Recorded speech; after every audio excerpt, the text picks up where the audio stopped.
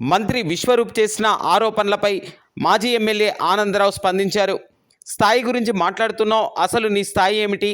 SKBR college వద్ద నుంచి మాట్లాడితే రాజకీయాల్లో వచ్చే వరకు నీ స్థాయి నాకు తెలుసని అన్నారు.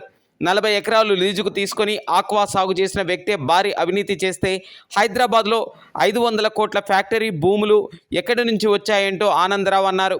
నీవు చంద్రబాబు గురించి మాట్లాడవచ్చు, నేను జగన్ రెడ్డి గురించి మాట్లాడకూడదా? నీ గొప్పేమిటి? రేపు నేను గెలిస్తే నువ్వు ఎక్కడ అసెంబ్లీలో కూర్చున్నావో అక్కడే కూర్చుంటానని, నా స్థాయి కూడా అదే అని పేర్కొన్నారు. ఆ తర్వాత మీ జీవితాన్ని మీరు ప్రారంభించినప్పటి నుంచి మీరు ఎమ్మెల్యే అయ్యే వరకు, మంత్రి అయ్యే వరకు మీ జీవితం ఏంటో మీరే చెప్పారు. వ్యక్తిగత విమర్శలు చేయకూడదు, అందుకే ఆగిపోతున్నాను. ఇంకొకసారి స్థాయి కోసం మాట్లాడితే మాత్రం ఊరుకోవాలి. ఎందుకని మాట్లాడితే నా స్థాయి వేరు, ఆనందరావు స్థాయి వేరు. ఏంటి వ్యత్యాసం ఏంటి మీకు? అంటే మీరు ఆకాశంలో పడ్డారు మీరు. అంటే నేను 4 సార్లు పోటీ చేస్తున్నాను. ఓసారి శాసనసభ్యుడు చేశాను. 15 సంవత్సరాల నుంచి పార్టీ ఇన్ఛార్జిగా పనిచేస్తున్నాను. మీకు నాకు తేడా ఏంటి? స్థాయిలో చెప్పగలరా? మీ తేడా ఏంటో? స్థాయి ఏంటిది? స్థాయి అనే పదం ఏంటి? మీకు అహంకారం ఏంటిది? ఇలాంటి అహంకారాలు పోకండి. స్థాయి ఏమి గుణాన్ని బట్టి ఉండదు, కానీ స్థాయి మనిషిని బట్టి స్థాయి ఉండదు. నీకంటే నా గుణం చాలా గొప్ప గుణం ఉన్నది. ఇందాక చెప్పారు మీరు, ఒక మాట చెప్పారు, ఈ ఎన్నికలు ఆనందరావు వ్యక్తిత్వానికి నా వ్యక్తిత్వానికి మధ్య అని చెప్పారు. నేను స్వీకరిస్తున్నాను దాన్ని. మీరే చెప్పారు డేటు మే 13 తెలుతుందని. అప్పుడే మాట్లాడుకున్నాం. దీన్ని బట్టి ప్రజలే నిర్ణయిస్తారు. హైదరాబాద్లో ఆనందరావు కావాలో మీరు కావాలో ప్రజలు నిర్ణయిస్తారు. ఎదురు చూడండి. మీరు ఇంకా ఏం మాట్లాడుతున్నారంటే చంద్రబాబు నాయుడు గారిని మీరు విమర్శించవచ్చు. మీ స్థాయి ఆయన సమానం అయిపోయింది. ఆయన జగన్ విమర్శించకూడదు. నేను ప్రతిపక్ష పార్టీలో ఉండి, ఒక పార్టీకి ఇన్ఛార్జిగా ఉండి, మాజీ శాసనసభ్యుడిగా ఉండి నేను జగన్ అనకూడదా? ఏ చట్టం ఉందండి అనకూడదని? చెప్పండి మీరు. మీ కొడాలి నాని, మీ పేరు నాని, వీళ్ళందరూ మాత్రం చంద్రబాబు నాయుడు గారిని నోటుకు వచ్చింది మాట్లాడేయచ్చు. అప్పుడు మీరు మౌనంగా ఉంటారండి పాపం.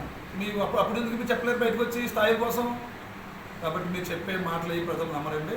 మీ మీద నమ్మకం అనేది ఆల్రెడీ ప్రజల్లో పోయింది.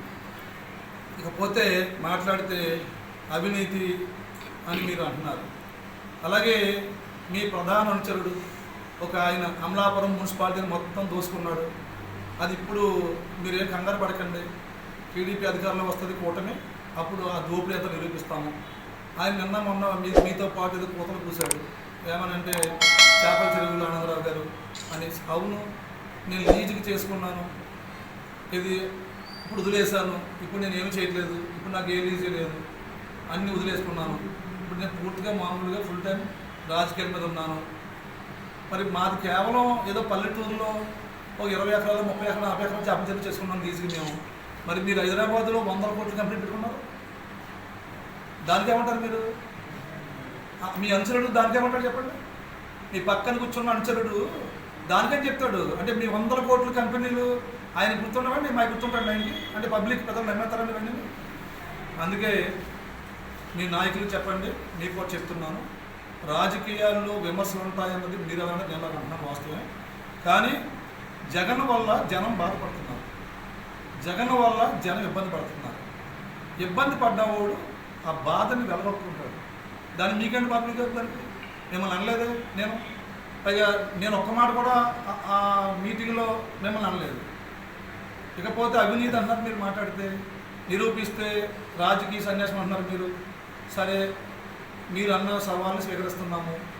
ఎన్నికలు అయిపోయిన తర్వాత మీరు ఏ ఏజెన్సీని కోరతారో కోరండి. మీరు మేజిస్ట్రేట్ ఏజెన్సీని కోరతారా, లేకపోతే సెంట్రల్ ఏజెన్సీని కోరతారా, లేకుంటే సింగిల్ జడ్జి కోరతారా, రిటైర్డ్ జడ్జి కోరతారా? కోరండి. కోరిందంటే మళ్ళీ మేము వేస్తే మళ్ళీ మీరు రేపు పొద్దున నిరూపించిన తర్వాత ఇది అక్రమం చేయమంటారు కదా. కానీ మీరు కోరండి. మీరు కోరిన ఏజెన్సీకి మేము ఎంక్వైరీ చేస్తాము. ఆ ఎంక్వైరీలో మీ మీద ఒక్కడు కూడా నిరూపణ చేయలేకపోతే మీరు ఏమంటే దానికి సిద్ధం. మేము నిరూపణ చేస్తే ఎందుకు మీరు చెప్పండి మీరు.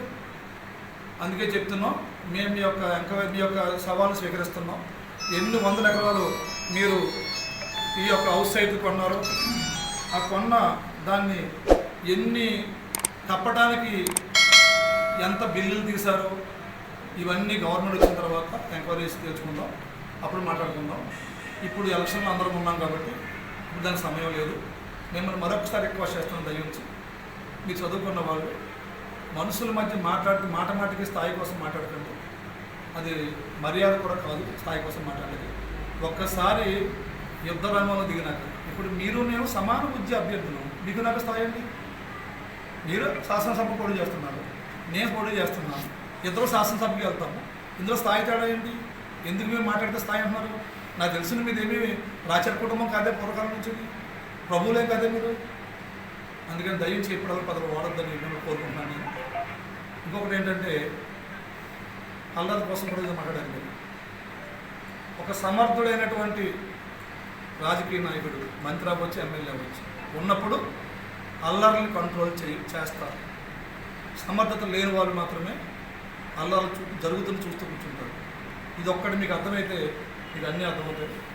అందుకే నేను మీకు తెలియజేసుకుంటున్నాను, ఈ రాష్ట్రంలో జగన్మోహన్ రెడ్డి గారు చేసినటువంటి ఎన్నో పరిపాలనా తప్పులు, ప్రజల్ని బాధ పెట్టే విధానాలు, ప్రజల్ని ఇబ్బంది పెట్టే పన్నులు, ప్రజలు మోయలేని ధరలు, ప్రజలు తిరగబడితే 22 దళితుల పథకాన్ని రద్దు చేస్తే కూడా మీరు నోరిపోలేదే, మీకు బాధ లేదే. అంత ఎందుకు? మీరు 2 సంవత్సరాల క్రితము ఎస్సీ సప్లైన్ మీటింగ్ పెడితే దళితులే ఆ మీటింగ్ని బాయ్కాట్ చేస్తారు. దాన్ని బట్టి అర్థం చేసుకోండి మీరు ఏం చేస్తున్నారు అన్నప్పుడు. అందుకే మీ పరిపాలన ప్రజలకు అర్థమైపోయింది. మీరు నిజంగా ఫ్రస్ట్రేషన్లో మీరున్నారు, మేము లేవు. ఫ్రస్ట్రేషన్లో మీరున్నారు. ఎందుకని మీకు అర్థం